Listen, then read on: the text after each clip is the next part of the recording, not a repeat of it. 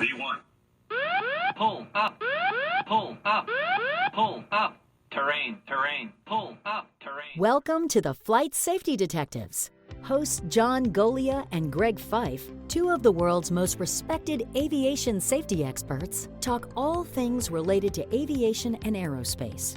This podcast and the Flight Safety Detectives YouTube channel are brought to you by the Professional Aviation Maintenance Association, PAMA, and Avemco Insurance, a world-class provider of aviation insurance and your one-stop for all general aviation insurance needs. Get a customized quote at avemco.com or give them a call at 888-879-0389. Tell them you're a listener of the show and receive a 5% discount. Now it's time to buckle up because it's wheels up for the latest episode of Flight Safety Detectives.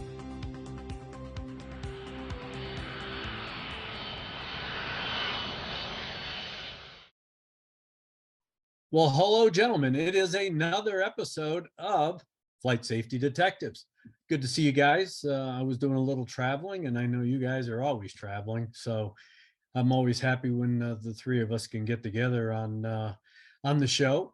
I think we have an interesting accident today involving a Piper PA46-500TP, which, for those of you who are not familiar with all those fancy numbers and letters, that is a Piper Meridian single-engine turboprop. It is along the lines of a TBM 700, smaller than a Pilatus PC-12, but in the same category as an Epic 1000. These are not toy airplanes. That is, these are very complex machines. They require a lot of skill, ability, and knowledge to operate them safely. Typically, as a pilot, you want to go to school on these types of airplanes. You want to have an intimate knowledge with not only the airplane itself and how to fly it, but the systems especially. And things can go wrong, and when they do go wrong, they go wrong at a faster speed. It is not your father's 172. It is not a 98 knot airplane. So when things start to go bad, especially in IMC conditions, they go bad very quickly. This is a case of a single pilot flying this airplane. We're going to get into some of his background because that's where this story kind of starts to begin. But this pilot was trying to shoot an ILS approach into San Antonio International Airport back in 2008. He was trying to shoot a, quote, coupled approach. He was in IMC conditions, which means that he was flying in the clouds, and that he was trying to utilize all of the functionality of the autopilot to fly a perfect ILS approach to the runway. Unfortunately, he attempted that not once, not twice, but actually 3 times. He tried to shoot these, quote, coupled approaches, failed each time, and on the last time told the air traffic controller that he was trying to, quote, get control of the airplane. End quote. We don't know what that means. The NTSB doesn't talk about it other than just recite what was in the ATC transcript. And the airplane was observed by a retired naval aviator. It was flying at a low altitude, about 300 feet below the clouds. He watched the airplane as it passed by. It was flying very slow. The airplane eventually rolled into a 60-degree bank turn, struck the ground, and came to rest in the side of a barn. Pilot was killed, barn was burned down, and so was the airplane. We will have pictures and a link to this report. And I know that some of our listeners, viewers have expressed that we should also add the NTSB identifier so they can look these accidents up. So we will do that as well. But here is the case of a pilot, 65 years old. He holds a private pilot certificate with an instrument rating. It took him forever to get his private pilot certificate. Todd, I know that you started looking at this pilot's background, and when you start dissecting the numbers that the NTSB put in their report, you got to wonder what was going on that it took him well over 200 hours just to solo. And when you look at his record as a pilot, the thing that first jumped out at me was he had 66 hours of instruction before his solo. And again, I'm not the world's greatest pilot, but I thought to myself, I took way less than that amount to get to solo. And I could not recall in my experience coming across someone who, for whatever reason, had that level of difficulty trying to solo in an aircraft. Now, to his credit, he eventually did get an instrument rating, but it took him what, a couple of 100 hours before he attempted to pass his qualifying solo for private pilot. And he failed the first time. Now, again, to his credit, he eventually did do a lot more. But the other thing that struck me is a large percentage of his total time, a little over, I think, about 1,050 hours, roughly half of that was instructional. And it doesn't say how many types of airplanes this was in, but that's a lot of instructional time given the kind of pilot that he is. This was a new airplane. He bought it or received it about 4 or 5 months before the event, had 50 hours on it when he, 45 hours on it when he got it, about 111 at the time of the crash. And in that time, he did have some time flying this airplane on instruments, in instrument conditions. He did have some time flying. Wait. Let's not mislead everyone. Uh-oh. He did have instrument time in this airplane. He only had 58 hours in this airplane, but the majority, 51 hours of that 58 hours was with who? An instructor. An instructor, and the instrument time, it was not clearly written in the NTSB report. He had 7 hours of instrument time, not solo in this aircraft. Didn't state if it was with an instructor or with someone else. So Correct. Under the best way the case, board wrote the report, they said he had not flown this airplane but 7 hours solo, none of which had been in IMC conditions. And he only had one flight where he flew this airplane solo in IMC conditions. That was the accident flight. That was the accident flight, and it didn't fare well.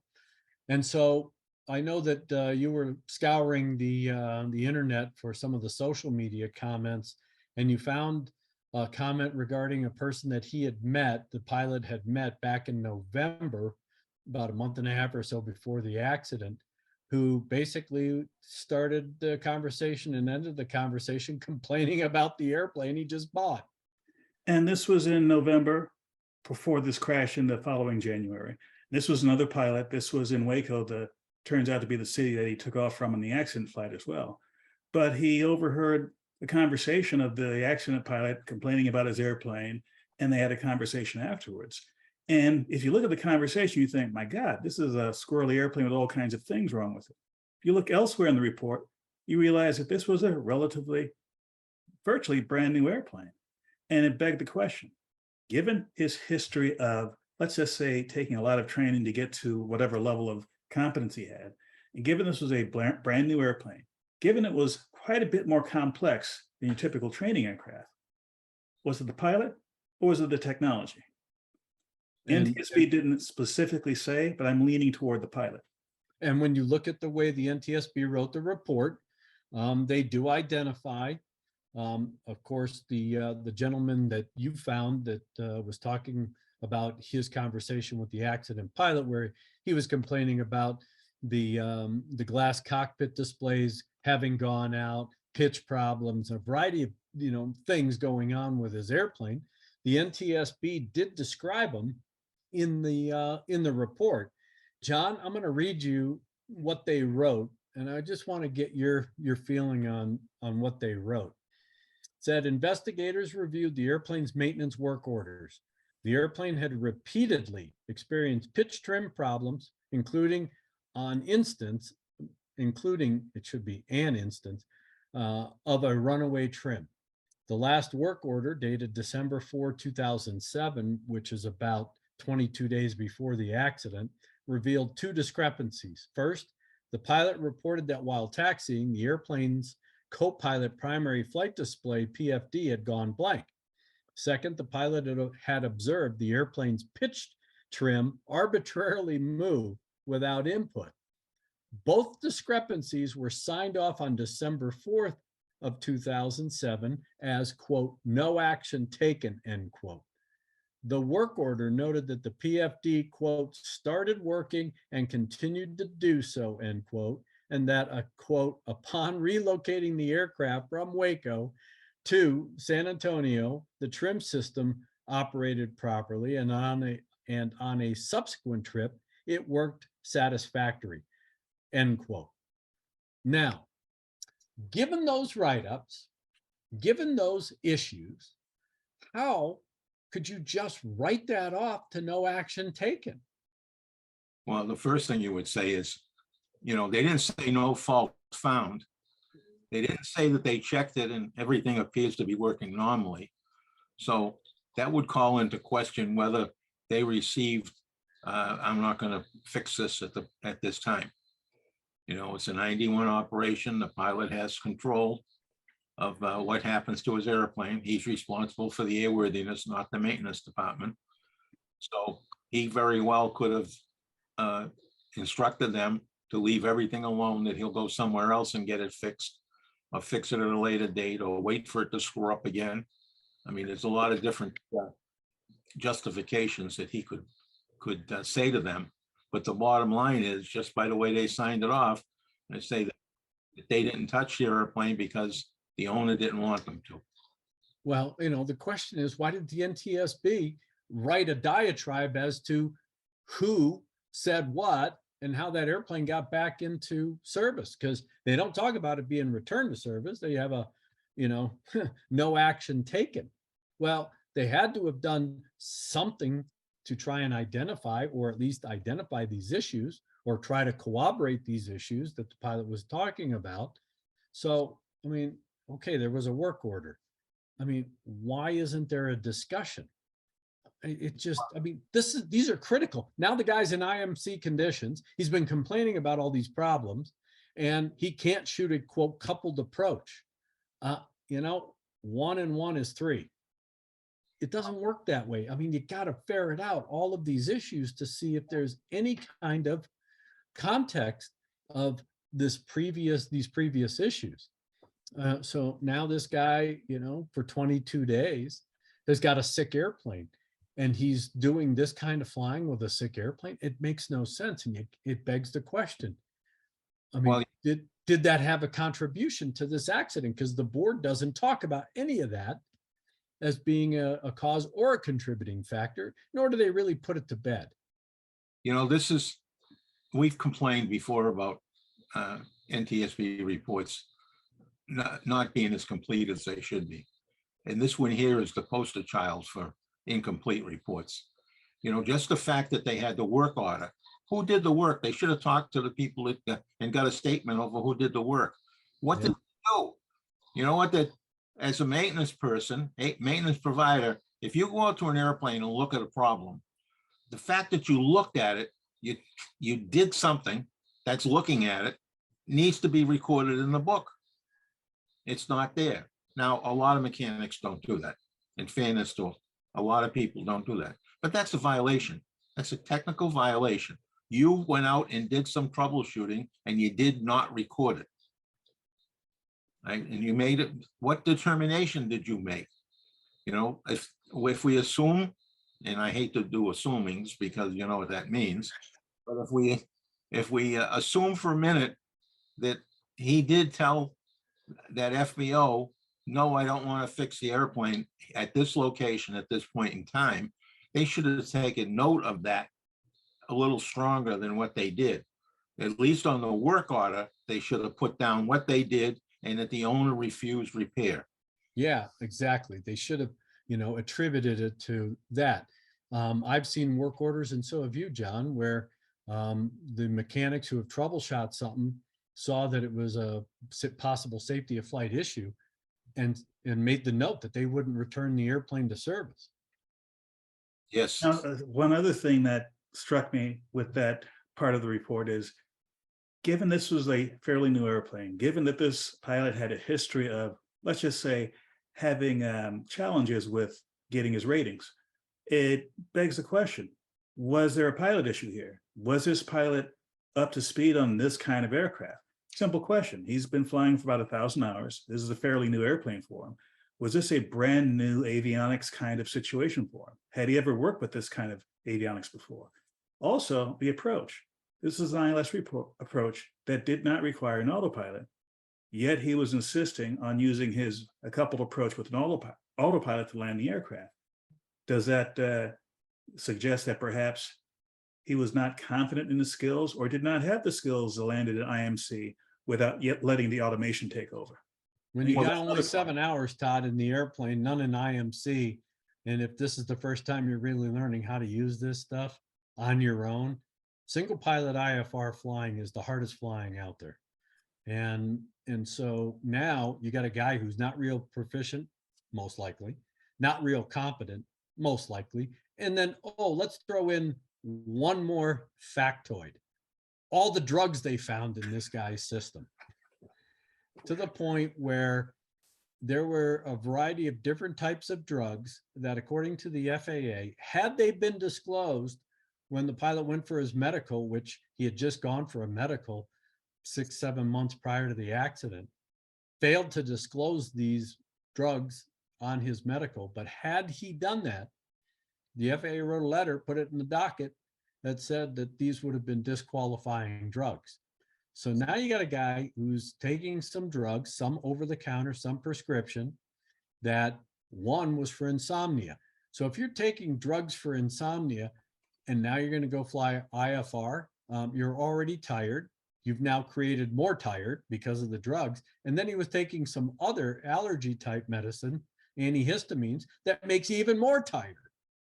And it just, I think that amazing. this isn't a question, in my opinion, of this person didn't understand the effects of drugs.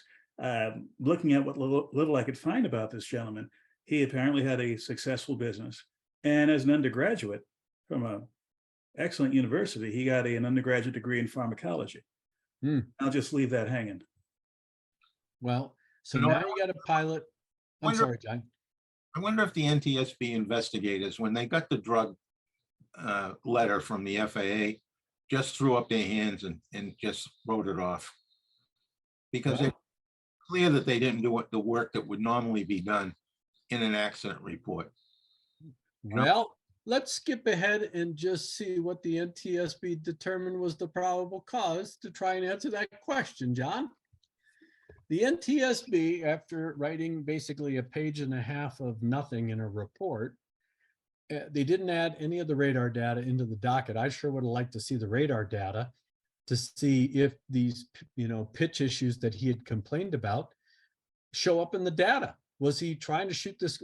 Why was he trying to shoot a coupled approach and he couldn't couple up?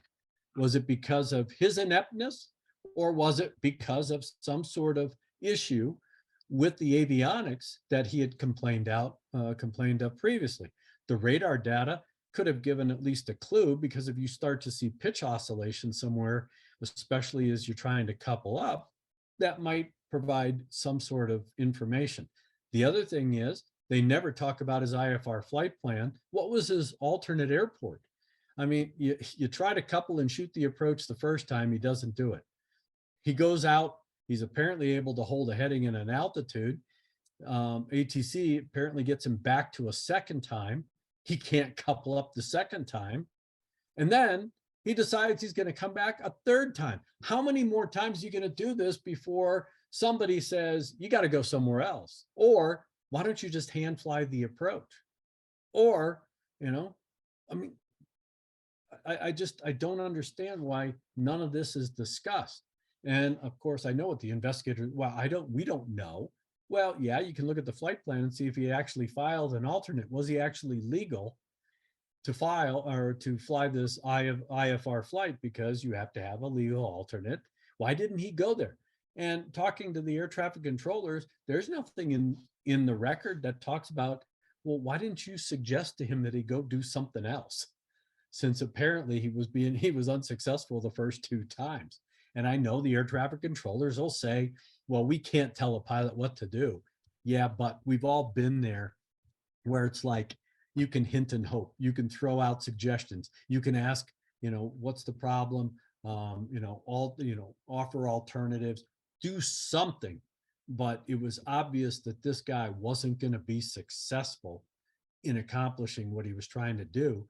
And that was shoot a coupled approach. But after all of this and what we're talking about, there's so many open items in this investigation. And then the NTSB comes up with one of their, nice, short, succinct. The National Transportation Safety Board determines the probable causes of this accident to be, quote, the pilot's failure to execute an instrument approach, period. Contributing to the accident was the pilot's impairment due to recent use of over-the-counter medication. Really? That's the best you could do? He failed to shoot or execute an instrument approach? Really? We kind of got that part of it, but you got to tell me why. And if you're going to say, well, it was due to the drugs, first off, they weren't all over-the-counter medication. Second off, what did that do? You don't tell me how it impaired his ability, given the fact that he was able to hold headings and altitude. How impaired was he?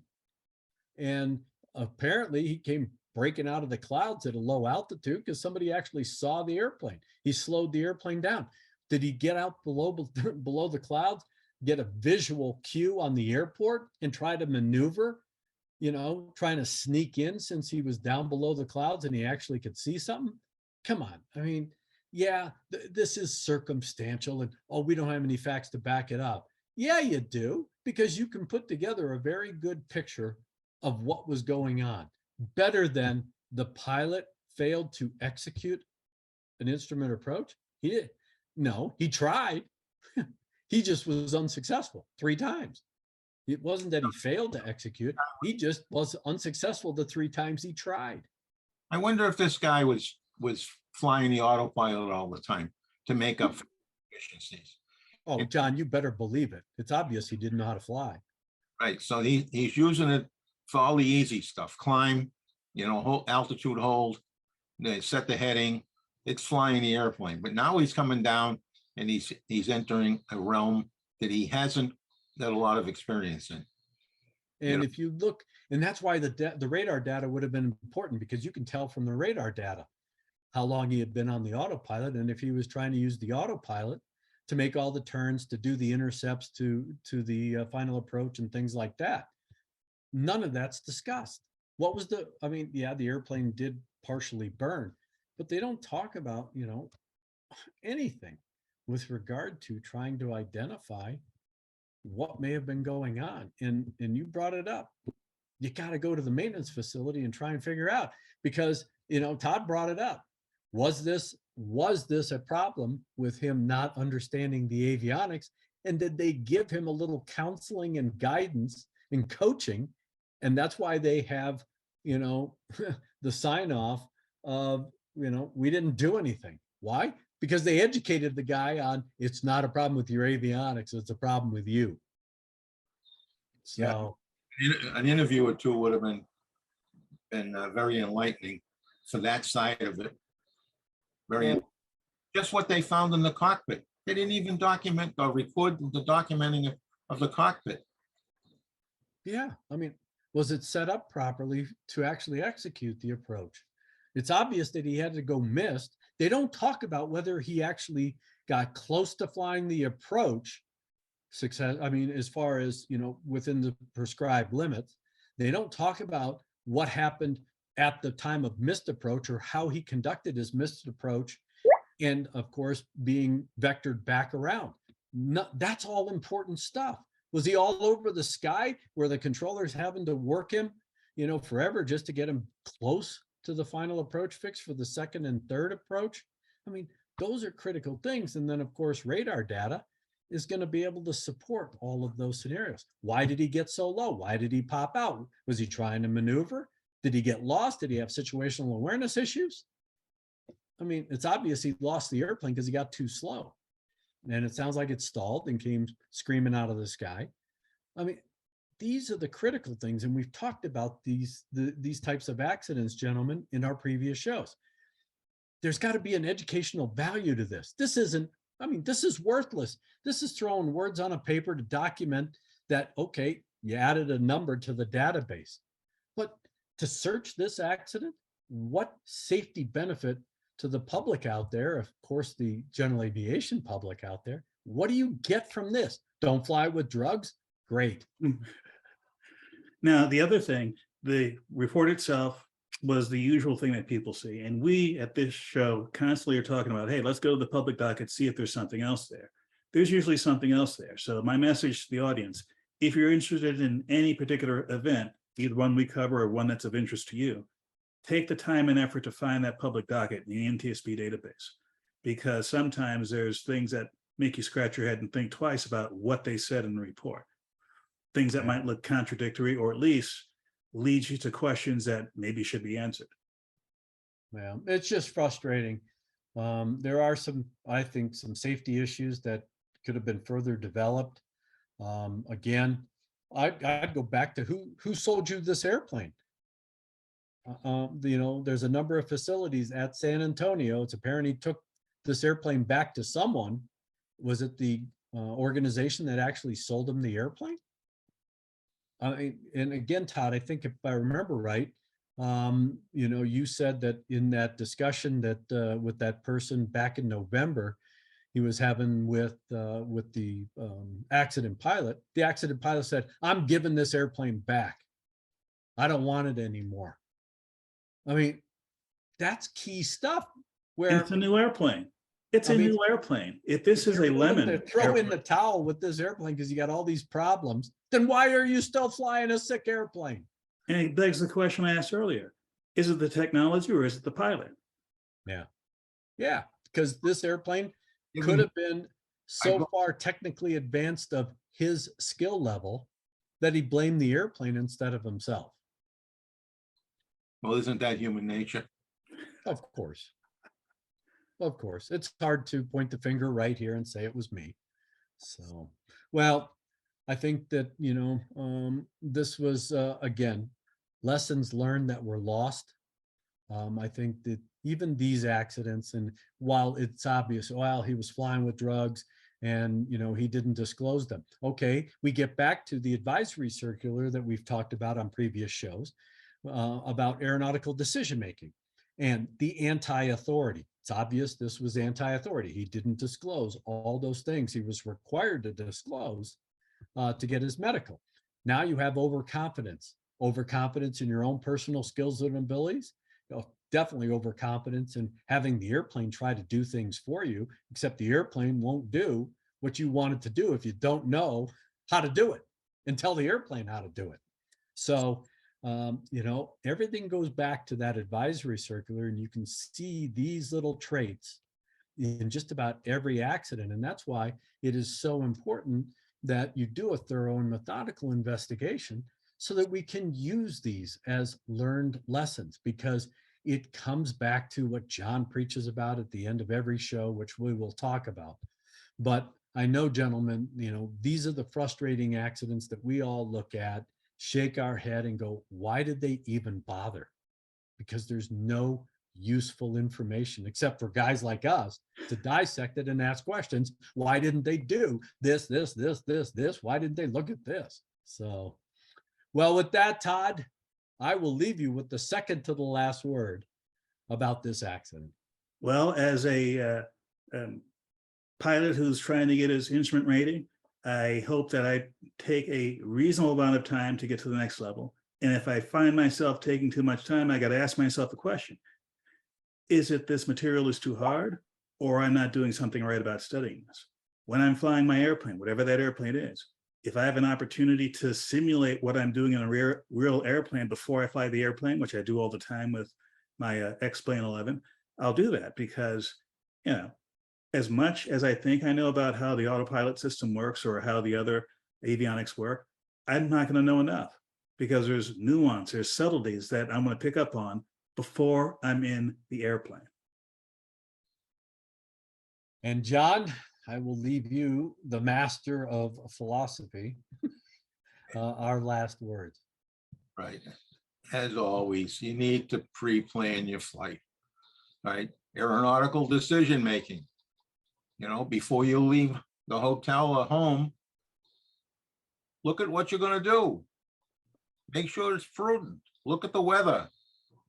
right? If you have a sick airplane, don't be jumping in it and trying to get it home. Get somebody to look at it.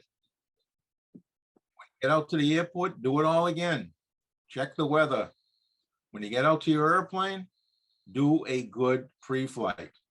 More and more and more accidents that I'm looking at involve a pre-flight.